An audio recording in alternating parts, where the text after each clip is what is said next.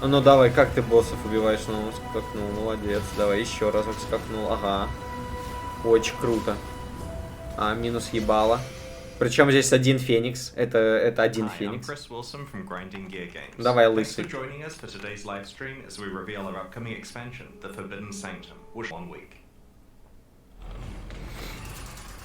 Давай.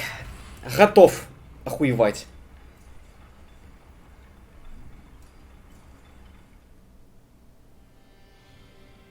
Many have met their fate here in the shade of Foul Shrine.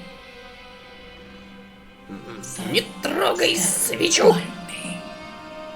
But here you are bound by new rules. Бля, луки. Луков показывают. Так, это что, новые боссы?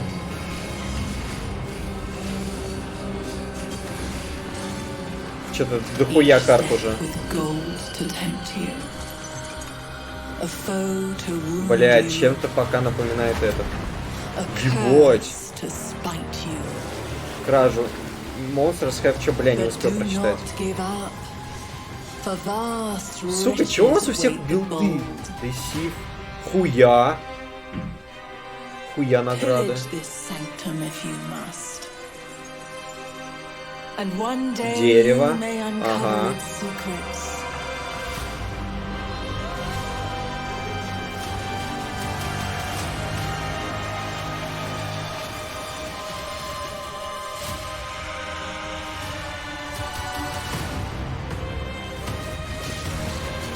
Твою мать.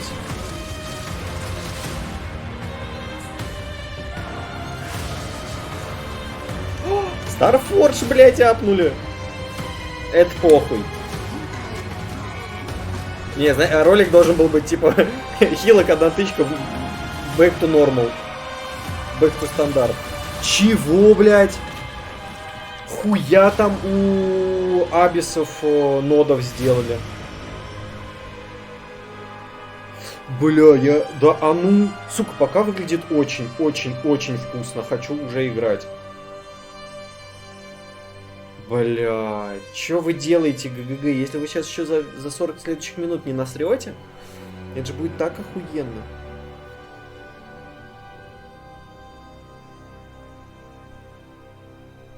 Бля, бэк еще очень классно сделали.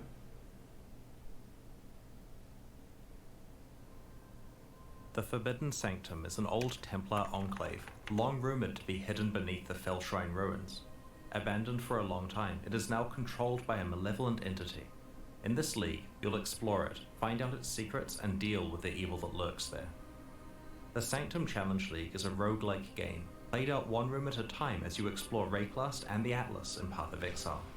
In every area or map you enter, you can make a choice of which room in the Sanctum you will explore next.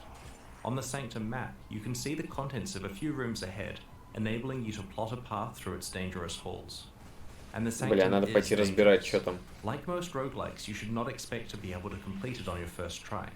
Getting to the deeper floors requires experience, knowledge, and luck. You should expect that your early attempts will fail, but over time, you'll be able to push yourself farther and farther. As you progress deeper into the Sanctum, you'll find a variety of treasures that will help you eventually fight your way to the dangers that await you at the end of its 4 floors. Eventually, by endgame, you may be able to push through all 4 floors to face the final boss. Every roguelike needs a resource to help you track how well the run is going. In the Forbidden Sanctum, it is your resolve, indicated by this bar here. As you explore the Sanctum, your resolve is threatened by the dangers within. When you lose all of your resolve, your Sanctum run ends. Your level of resolve is maintained between consecutive rooms on your run, but is only shown when you're in the Sanctum itself. The resolve mechanic applies equally to all build archetypes. Your resolve is reduced when you are hit by monsters or environmental hazards in the Sanctum, and these telegraphed attacks are not affected by regular Path of Exile defensive mechanics, such as evasion, armor, or block. While these attacks do some nominal damage to your regular life, the bulk of their impact is against your resolve. This mechanic provides a mechanism for tracking your progress between rooms, where your regular life pool would long ago have been recovered. Another aspect of the resolve system is that characters who are struggling can be ejected from the Sanctum without actually having to die, avoiding experience loss or hardcore death. So maintaining a healthy level of resolve is key as you navigate the Sanctum. and that means making careful choices of what rooms you enter. Let's have a look at some of the things that Sanctum rooms can contain. Afflicted rooms cause you to gain an affliction when you enter them. Afflictions make your Sanctum run more difficult, for example, reducing your resolve recovery, causing rewards to become hidden on the Sanctum map, or causing Sanctum rooms to spawn volatile anomalies that follow you. These minor afflictions accumulate as you get deeper and deeper into a run, making it more challenging. Major afflictions exist and are a big deal. They have significant consequences, such as entirely preventing the recovery of resolve. So, a Sanctum run gets harder and harder as you pick up more afflictions. Sounds great. But every roguelike needs a way for you to gain power throughout your run. In the Forbidden Sanctum, that system is boons. Boons are beneficial buffs that help you as you progress through the Sanctum. Minor boons make things a little easier, such as slowing down monsters or adding a special shield to your resolve called Inspiration. Major boons don't come along often, but have large effects, such as preventing you from receiving more minor afflictions, or recovering your resolve to 50% the next time you run out. Due to the vast variety of afflictions and boons, no two runs are the same. Generally speaking, your best Sanctum runs are the ones where the afflictions you choose have little effect on you, and the boons either counteract them or have a large benefit for the strategy you're running. Some rooms in the Sanctum contain a fountain which will restore some of your lost resolve. Others contain afflicted fountains that restore even more resolve at a cost. Rooms with a treasure reward contain chests full of the Templar Aureus currency, a type of gold coin they used for commerce within their Sanctum. You'll also find some Aureus coins from monsters that you kill as you explore. These are picked up automatically, like Azurite, and are not tradable, and like your afflictions and boons, are lost when your Sanctum run ends. Some rooms contain a merchant who accepts your Aureus coins in exchange for boons. Plan your purchases carefully, as you may encounter the merchant again later on with even more expensive boons to purchase. Occasionally, the sinister powers controlling the Sanctum present you with the choice of making an accursed pact. You are given several pacts to choose from, and can even opt to take all that you are offered. All pacts have a big upside and a big downside, such as exchanging a portion of your maximum resolve for a random major boon. It's very dangerous to make a pact, but if you pick the right circumstances, your gamble could pay off. In addition to rewards that help you progress through the Sanctum, many rooms let you immediately receive Path of Exile currency items, but with a twist. Whenever you're offered some currency items that you can receive right away, you are also offered a more valuable option that will be waiting for you after the boss fight. 18C, если пройдешь Sanctum. It's a gamble, because if you fail your run before you reach and defeat the boss, you will not receive the reward you picked. Later on, you're offered the extreme temptation of getting a massive currency reward that is conditional on completing your entire Sanctum run without failing. At a specific point in the Forbidden Sanctum storyline, you'll discover a special altar that Templar relics can be placed on. These relics directly affect your Sanctum runs and are not lost when a run ends.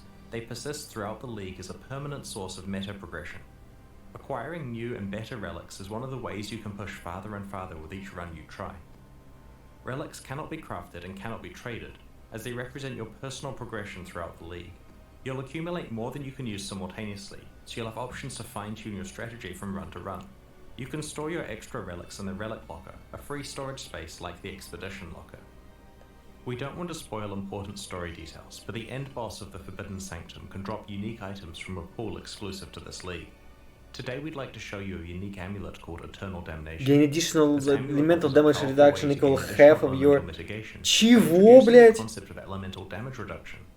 Despite the drawback of reducing your maximum resistances, if you have sufficient chaos resistance, this is more than compensated for.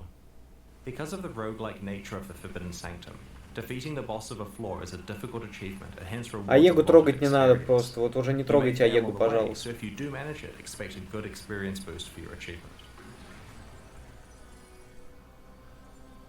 Another reward you can find is a special type of relic called a Sanctified Relic that has mods that directly affect your character's build.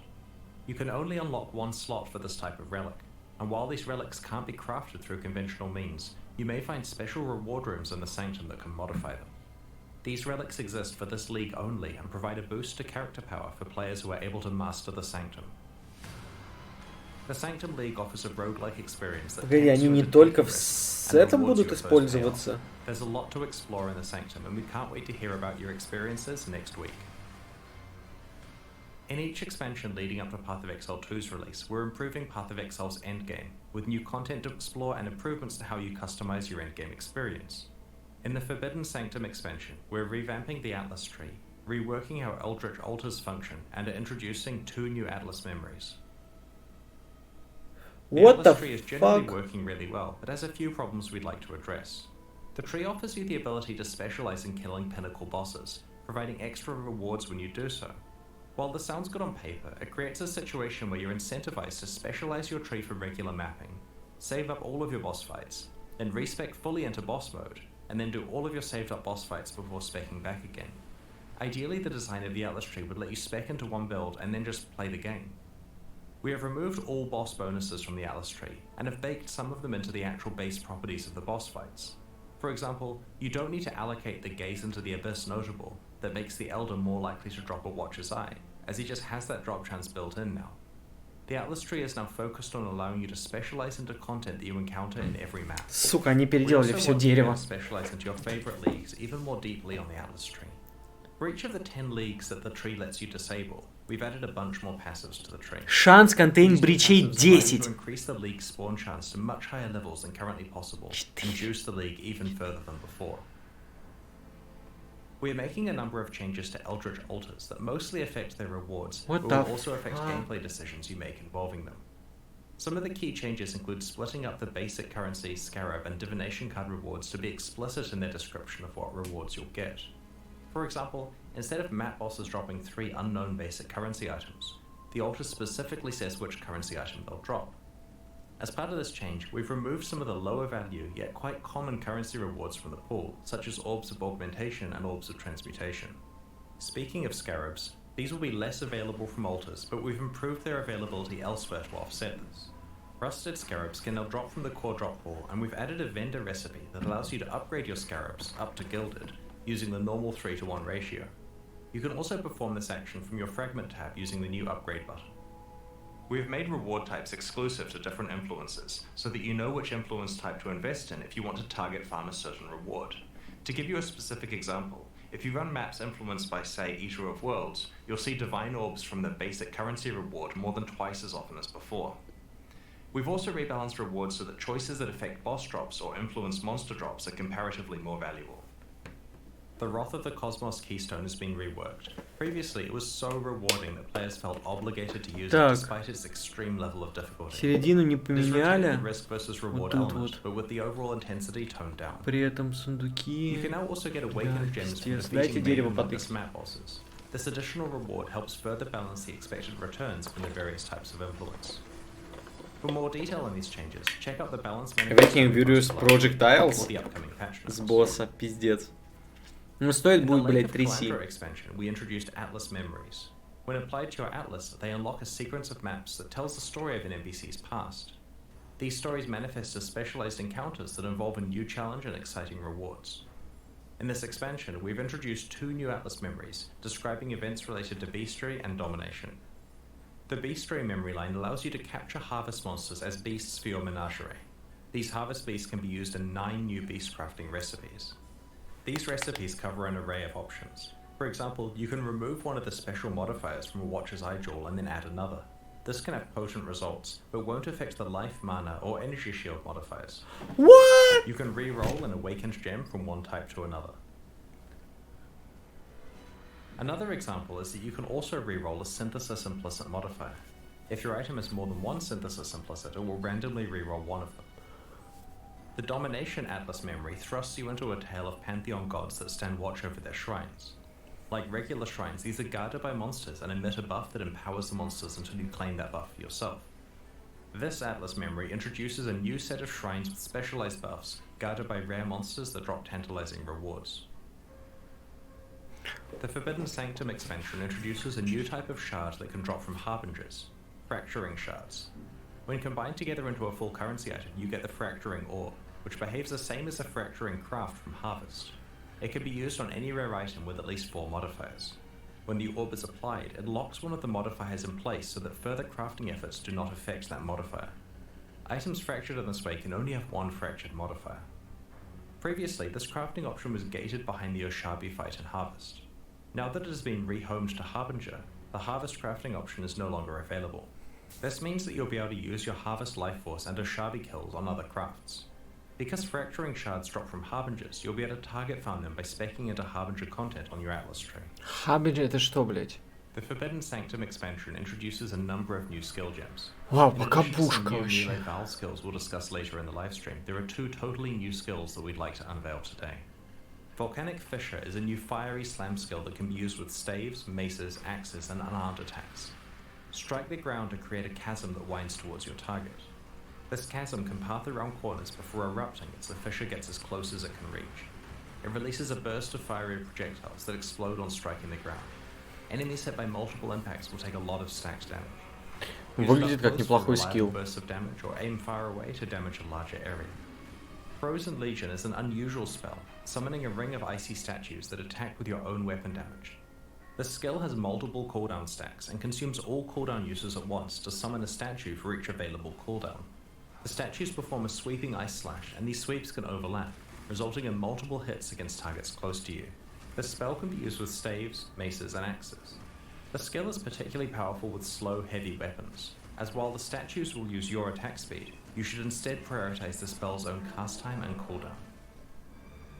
This expansion also introduces many new Val melee skills. As you know, equipping a Val skill gem grants you both the Val and regular version of the skill. As you kill enemies, the gem charges up with their souls, and after a certain number are collected, the Val skill can be used. Бля, вихрь, Вал, Most переработайте. of the new Val skills introduced in this expansion are melee skills, and this results in an indirect buff to any melee builds that use one of these skills. Where previously you'd just be using your melee skill to kill enemies, you now get to periodically use a super-powered version of the skill.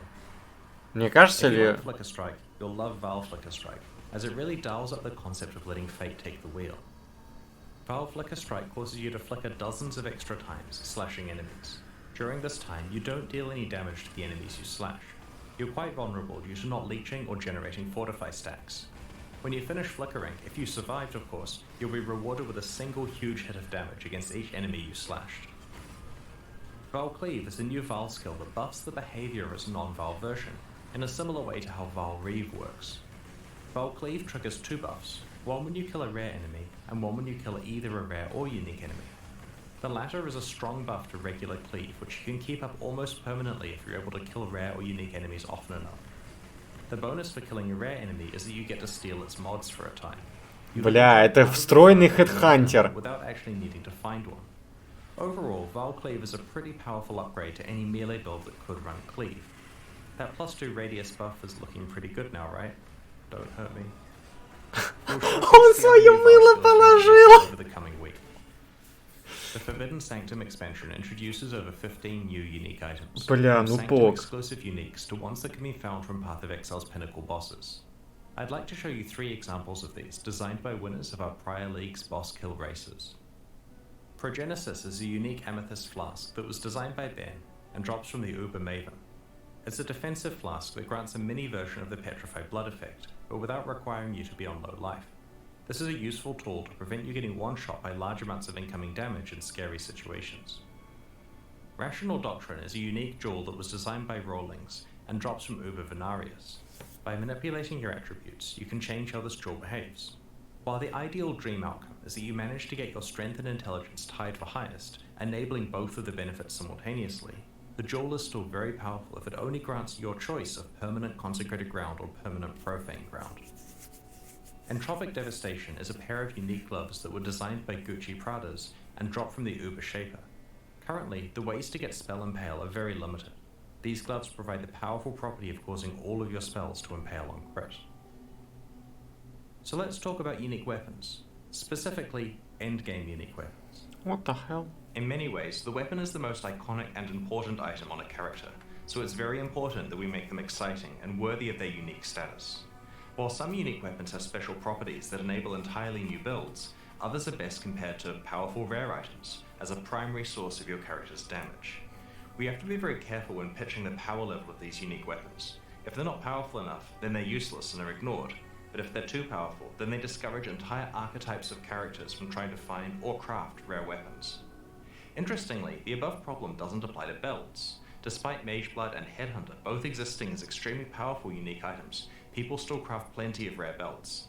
That's because Mageblood and Headhunter are extremely rare, and people don't actually expect they'll reliably get one in a league. Players tend to treat them as luxury upgrades to their build, rather than something they're certain to get. In this expansion, we're promoting 10 iconic but underused unique weapons to the same tier of rarity as Mageblood and Headhunter. We are buffing them a gigantic amount, and are making them incredibly hard to find. Remember when Starforge used to be an exciting item? Well, after this change, it certainly is again. It still drops exclusively from the Shaper and the Uber Shaper, but it'll take a lot of runs or a lot of luck to earn. Бля. Over the next week, we'll reveal the other unique weapons that have been massively buffed. We have targeted around 10 iconic underused unique weapons, and have generally buffed only their damage stat, but by a lot. Ну хуй знает. We've made a number of changes to jewels that are covered in a recent balance manifesto, but in case you missed it, we want to quickly summarize what the changes are. In the Forbidden Sanctum expansion, we have made jewels a better source of ailment mitigation. Шанс вейт-блидинга, блядь, 47%, ебать. And adding new modifiers that enable mitigation to a wider variety of ailments than before. We have also removed some ailment mitigation modifiers that were only available on jewels through corruption, because there are now better options through the regular jewel mod pool. This also means that other desirable corruption modifiers, like immunity to corrupting blood, are more likely to roll. We want the moment of finding a unique jewel to be way more exciting than it currently is. We've added a handful of new, very powerful unique jewels and have removed some old, less interesting ones. An example of one of these new unique jewels is Fire Song, which propagates any modifiers to your ignite mitigation to other elemental ailments. If you're able to substantially reduce the duration of ignites on you, then you can use Fire Song to basically shrug off any elemental ailment. For full information about the other changes to unique jewels, Бля, вот это пиздато. Это очень хорошо. We've rebalanced curses to make them stronger where they matter most, against unique monsters and pinnacle bosses. We have buffed several Hex-related unique items and reworked unique items that previously interacted with Doom. To replace the Doomsday Keystone passive, we have brought back a version of an iconic curse-related keystone from the past. We've introduced some powerful new unique items that interact with Hexes, which we'll reveal in the lead-up to launch. Башку For more тоже. details on changes to curses, check out the balance manifesto we posted recently, or the patch notes that will come out after the livestream concludes. When we first created the Arch-Nemesis monster mod system, our goal was to improve Path of Exile's outdated set of monster mods with new and interesting mechanics that have modern game balance. We feel that Arch-Nemesis did introduce a lot of interesting mechanics, but it unfortunately had several of its own problems. Всё. We've replaced Arch-Nemesis with a system that is more similar to the way monster mods worked in the past. The new monster mods are a lot simpler. They now each do one thing and very clearly state what they do. Each encounter with a rare monster is now less complex and is easier to understand in the heat of combat compared to Arch-Nemesis. You'll still encounter challenging combinations of mods from time to time, but this emergent synergy will be rarer than it was under Arch-Nemesis. The goal is that combat is interesting and varied, with moments that get your heart racing, but without the frustrations of the Arch-Nemesis system. Let's talk about rewards. Under Arch-Nemesis, it often felt mandatory to bring in a magic find culling character to kill some monsters for you in order to maximize your rewards. In the new system, we've added a significant pool of new rewards to rares, but the reward that is on the monster is hidden and not associated with a specific mod, so you don't know what kind of rewards you will get until you kill the monster. Rare monsters with more mods are more likely to have these special hidden reward bonuses. To find out more about other balance changes that are taking place in the Forbidden Sanctum, check out the patch notes, which will be available when the livestream ends. Over the last year or so, some of our senior developers have been tinkering with a more challenging way to play Path of Exile. We've been publicly alpha testing this mode. Бля, да вы уже сделали его два великих ослабления нахуй за 2 года. Чё, пацаны, ебанулись. Ruthless is an optional additional character flag, like Hardcore or Solo Self-Out, that completely changes how Path of Exile feels to play. Ruthless is a lot more difficult than regular Path of Exile, but it doesn't achieve this by making the monsters harder to kill. Пиздёж, блядь, Рой ебут. Блин, не так, они сильнее ебут. Item scarcity, limited crafting, and many other changes such as support gems being drop only. We've posted an article about the philosophy and rules of Ruthless on pathofexile.com/ruthless. We plan to release this mode alongside the Forbidden Sanctum expansion in a week. In addition to being a character flag like Hardcore or Solo Self-Found, it's also available as a modifier for private leagues. To be clear, the Forbidden Sanctum League content can be played in Ruthless with appropriately balanced rewards. Ruthless is still very experimental during 320, and we won't be afraid to make mid-league balance changes to it during this experimental phase.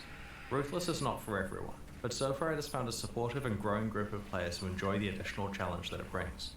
If it sounds like something you're interested in, then try it out next time you're looking for a new way to enjoy Path of Exile. This Хочу expansion краб, also блядь. contains a number of small quality of life improvements. Some examples are divine vessels can now be used by right-clicking them rather than taking them to sin. On the player overhead life bar, the energy Anyway, завтра рубашим. У меня только вечером дела, я только вечером уеду.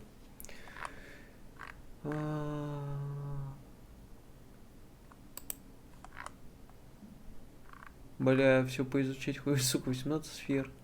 Вот это мне очень исследовать. Вы можете обнаружить священное религию, чрезвычайно редкую религию, которая напрямую влияет на билд вашего персонажа. Одновременно можно использовать только одну такую вещь, но ее эффект продолжает действовать и за реально, блять.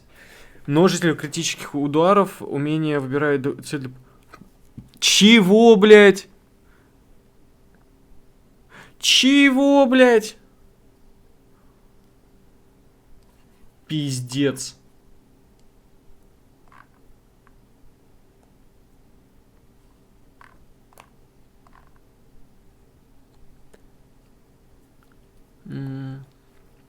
Starforge.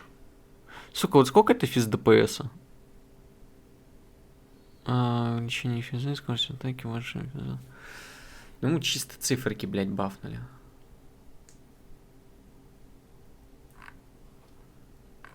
Прощаемся с возмездием, эксперимент с новыми молодами. Так, интеллекту. Когда вы убиваете врага под действием порчи, не ауры, вы становитесь иммунны к проклятиям до окончания действия порчи.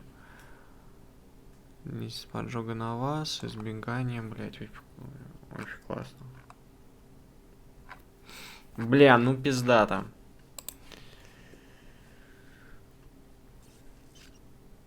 Такой вопрос.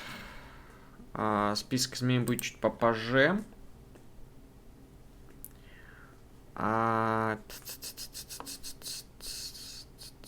Древо пассивных. Поменяли ли они уже его? Нет. Все еще оно старое. Черт. Ну, ладно. Я тогда пойду пожру. На сегодня все. Сегодня был коротенький, простой стримак, считай выходной. Сегодня и завтра. А в субботу возвращаемся прямо к стримингу серьезному.